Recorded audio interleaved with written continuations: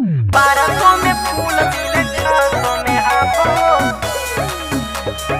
1200 में फूल मिले 600 में हाफ हो।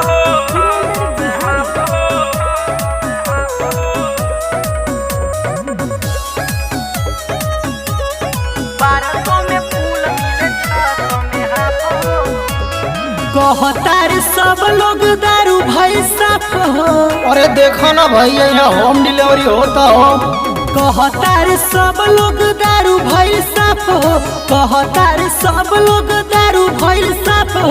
1200 में फूल मिले 600 में हाफ हो। हर पिएगा और पीजे मर जाएंगे। 1200 में फूल मिले 600 में हाफ हो।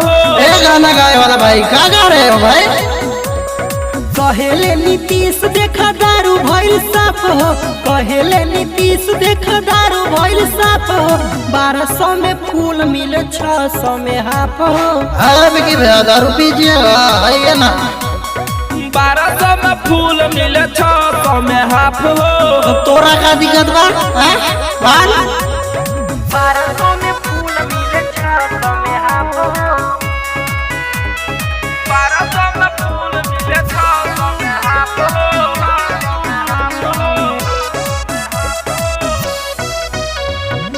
सोचले रही कि ई करी रिकवरी।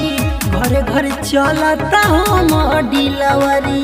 अरे जो जितना पाबंदी लगाएगा हम उतना पी लेंगे। सोचले रही कि ई करी रिकवरी। घरे घरे चलता हम डिलीवरी। कंपनी के माल नहीं मिले चोली छाप हो। कंपनी के माल नहीं मिले चोली छाप हो। 1200 में फूल मिले 600 में हाफ हो। अब तुमको क्या दिक्कत है? तुम बार बार बोल रहे हो भाई यहाँ। 1200 में फूल मिले 600 में हाफ हो। हम पिएंगे जब तक जिएंगे तब तक पिएंगे। 1200 में फूल मिले 600 में हाफ हो। 1200 में फूल मिले 600 में हाफ हो।